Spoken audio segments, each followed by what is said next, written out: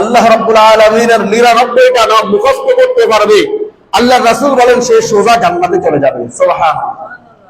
এই 99টা নাম আমরা সবাই মুখস্থ করতে পারি না, পারবো না, কিন্তু এই গুণগুলোর উপরে অটল রাখা, গুণগুলোর উপরে বিশ্বাস স্থাপন করে চলা, যারা মুখস্থ পারে তাদের কাছ থেকে শোনা, এটাও মুখস্থের অন্তর্ভুক্ত হবে যদি আপনি মন থেকে আল্লাহ রাব্বুল আলামিনের গুণের দিকে নজর দেন। এজন্য সাবের হলো যিনি ধৈর্যকারী, তাকে বলা হয় সাবের। আর সবুর আল্লাহ তাআলার সিফাতি নাম। আল্লাহ রাব্বুল আলামিন হচ্ছেন সবুর, অত্যন্ত ধৈর্যশীল যাকে বলা হয় তার নাম হচ্ছে সবুর। আমরা জমিনের মধ্যে অনেক গুনাহ করি, ভুল করি, অন্যায় করি।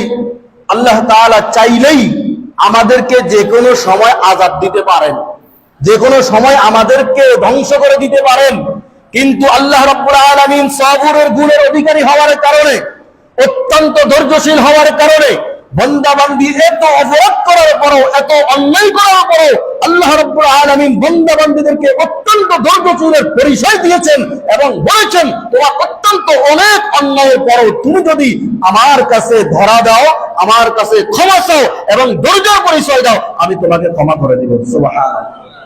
তাহলে সবর, সাবের, সাবুর। সবর হলো কারা? যারা ধৈর্য ধারণ করে। আর সাবের কারা? যারা ধৈর্যের গুণে গুণান্বিত হয়। আর সবুর হলো আল্লাহ রাব্বুল আলামিন অত্যন্ত ধৈর্যের পরিচয়ের মাধ্যমে বান্দা-বান্দীর উপরে দয়া করেন। সুবহানাল্লাহ। নবীরা ধৈর্যের সম্মুখীন হয়েছিলেন কিভাবে?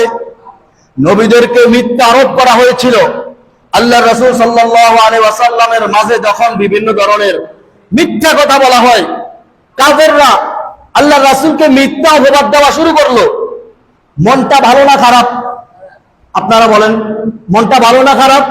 খারাপ। আচ্ছা বলুন তো, আপনি কোনো একটা অপরাধ করেন নাই, এখন সবাই আপনাকে জোট হইয়া সবাই আপনাকে অপরাধী বলতেছে, আপনার মন খুশি হবে না বেজার হবে? খারাপ লাগবে না ভালো লাগবে? খারাপ লাগবে। আপনারা ঘুম যাইয়েন না, কথাগুলো শুনেন, কাজে লাগবে ইনশাআল্লাহ। আল্লাহ রাসূলকে যখন মিথ্যাবাদী বলা হয়েছিল, আল্লাহ রাসূলের মনটা দুর্বল, মনের মধ্যে পেরেশানি, মনের মধ্যে চিন্তা। যারা আমাকে এতদিন সত্যবাদী বলেছিল, মক্কা নগরীর মধ্যে যদি কোনো সত্যবাদী থাকে তাহলে সে হলো মুহাম্মদ। সুবহানাল্লাহ। আর কেউ সত্যার থেকে সত্যবাদী নাই। এখন আমার উপরে আল্লাহর ওহীর যখন বিধান হয়েছিল, এই বিধানের কথা যখন আমি বলা শুরু করলাম, এখন আমি নাকি সবচাইতে মিথ্যাবাদী, সবচেয়ে বড় মিথ্যাবাদী। নাউযুবিল্লাহ। মন যখন বেজার হয়, যখন রাসূলের উপরে জুলুম নির্যাতন হয়, আল্লাহ তাআলা কোরআনুল কারীমের মাধ্যমে জানায়া দেন, ওয়ালাকাদ কুযযিবাত রুসুলুম মিন ক্বাবলিক। হে রাসূল, আপনার পূর্বে অসংখ্য রাসূল জমিনের মধ্যে আগমন করেছিলেন, প্রত্যেক নবীকেই মিথ্যা অপবাদ দেওয়া হয়েছিল। নাউযুবিল্লাহ। প্রত্যেক নবীকে কি দেওয়া হয়েছিল? মিথ্যা অপবাদ করা হয়েছিল, মিথ্যা অপবাদ দেওয়া হয়েছিল। ওয়ালাকাদ কুযযিবাত রুসুলুম মিন ক্বাবলিক ফাসাবারু আলা মা কুযযিবু। তারা এই মিথ্যা অপরাধের মধ্যে, মিথ্যা অপবাদের মাধ্যমে তারা সবর করেছিল, ধৈর্য ধারণ করেছিল এবং তাদেরকে মিথ্যা অপরাধ করে শেষ করেন নাই, তাদেরকে জুলুম করেছেন, তাদেরকে আক্রমণ করেছেন। আলামা কুদ্দিবু, তাদের উপরে কি করেছেন?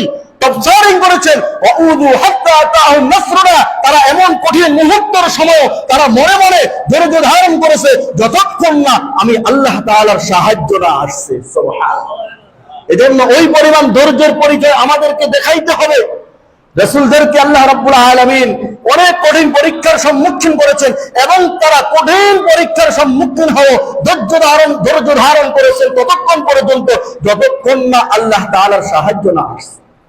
আলামা কুদ্দিবু ওয়াউযু হাত্তা আতাহুম নাসরুনা, আল্লাহ জানায়া দেন আমার সাহায্য আসা পর্যন্ত তারা ধৈর্য ধারণ করেছে। আর আমরা সাময়িকের জন্য বিপদগ্রস্ত হলে ধৈর্য হারা হয়ে যায়। আল্লাহ রাব্বুল আলামিন কোরআনুল কারীমের মধ্যে অসংখ্য নবীদের বর্ণনা দিয়েছেন। আইয়ুব আলাইহিস সালাম সম্পর্কে আল্লাহ রাব্বুল আলামিন বলেছেন, ইন্না ওয়াজাদনাহু সাবিরা নি'মাল আবদু ইন্নাহু আওয়াব। আল্লাহ রাব্বুল আলামিন পয়গম্বর আইয়ুব আলাইহিস সালামকে কি পরিমাণ কষ্ট দিয়ে পরীক্ষা করেছেন, কি পরিমাণ দুনিয়ার জমিনের মধ্যে তিনি বিপদগ্রস্ত ছিলেন, এটা আমরা অনেক মুরব্বীরা জানি।